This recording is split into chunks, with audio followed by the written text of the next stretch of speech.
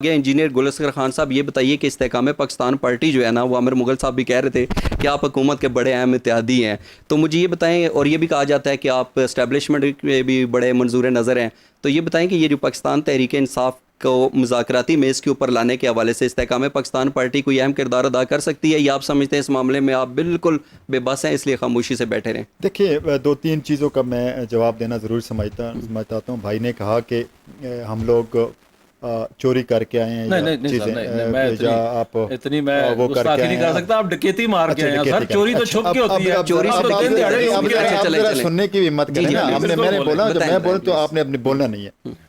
दो तीन चीज़ें, इनकी पार्टी का कैंडिडेट तीसरे नंबर पे है, वहाँ पे दूसरे पे नहीं है, और वो उसमें भी नहीं गया, जिसे कहते हैं ना इलेक्शन कमीशन में आया है ना ट्रिब्यूनल में गया है, और उसने एक्सेप्ट किया कि मैं तीसरे नंबर पे हूँ। हमारे खिलाफ अगर गया तो वो दूसरे पे गया बंदा, और वो आज़ाद था, और वो एक्स PMLN का कैंडिडेट था, जिसकी सीट पे रिजल्ट जस्ट हुई तो वो कॉन्टेस्ट कर गया। तो ये तो तीसरे नंबर पे है, तो इनके पास अगर डेटा नहीं है तो उन्हें नेशनल टीवी पे इन्हें भी झूठ नहीं बोलना चाहिए। अच्छा, अब दूसरी आगे आप चलें। इन्होंने कहा जी कि डकैती इन्होंने मारी। क्या इस्तेकाम पाकिस्तान ने इलेक्शन करवाया है? क्या मुस्लिम लीग नून ने इलेक्शन कराया? Who is a regulator? ये तो पढ़े लिखे बंदे कौम सुन रही है। Election commission of Pakistan, election commission ने पाकिस्तान ने डाका मारा, जाए सुप्रीम कोर्ट। अच्छा, फिर आगे जाए, आप कहते हैं ट्रिब्यूनल हमारे अंडर है, इलेक्शन कमीशन या कोर्ट ने फैसला करना है। अच्छा, अगर आप ये कहते हैं कि हमें सुप्रीम कोर्ट पे भी इतबार नहीं है, हमें इलेक्शन ट्रिब्यूनल पे भी इतबार नहीं है, हमें इदारों पे इतबार नहीं है, इस्टेब्लिशमेंट इतबार नहीं है, तो फिर तो आप स्टेट को ही नहीं मान रहे।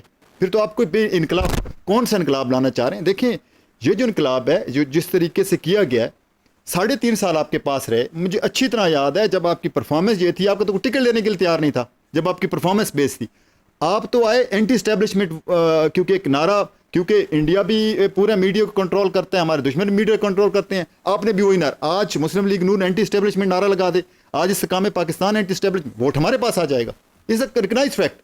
आप उस वोट को आपको क्या एस्टेब्लिशमेंट की वजह से वोट मिला? नहीं, सुन ले प्लीज। नहीं, ये कह रहे हैं, मैं एक और बात कर रहा हूं। ये नारा लगा के इन्होंने नारा, इनकी परफॉर्मेंस तो ये थी 3.5 साल में इन्होंने कोई एक प्रोजेक्ट लॉन्च किया, कोई एक प्रोजेक्ट बता दें उस टाइम पे। नहीं, मैं पहले मुझे कंप्लीट काइंडली करने दीजिएगा। ठीक है, ये इनकलाब कौन सा लाना चाह रहे हैं? सर, ये इनकलाब वो लाना चाह रहे हैं जो इराक में उसके खिलाफ आया था, सदाम हुसैन के खिलाफ। ये वो इनकलाब लाना चाह रहे हैं जो कजाफी के खिलाफ लीबिया में आया। आज लीबिया को, कजाफी का लीबिया बनने के लिए 50 साल चाहिए। आज इराक को उसका सदाम हुसैन करा पिछले 100 साल। 795 अरब रुपए के हमने अब लोन के पैसे दिए हैं। जब ये इनकलाब ले आए, क्या इनको पैसे नहीं देने पड़ेंगे? कौन सी गिदड़ सिंगी इनके पास होगी कि आगे मुल्क को ठीक कर देंगे? ये जवाब एक चीज हो सकती है। अच्छा, फिर एक ये कहते हैं जी कि हम इमरान खान ने को एक डिसीजन बता दे जो एस्टेब्लिशमेंट के बगैर लिया, को एक डिसीजन। कौन हुकूमत चला था? जनरल अंदर पड़ा हुआ। आपको लगता है कि उन्होंने एस्टेब्लिशमेंट के साथ मिलकर लिया कोई एक? सारे डिसीजन अभी जो आप एक से एक बढ़ के डिसीजन, पूरी कैबिनेट देख लें आप पूरी। अच्छा, फिर आप देखें, जस्टिफाई करें।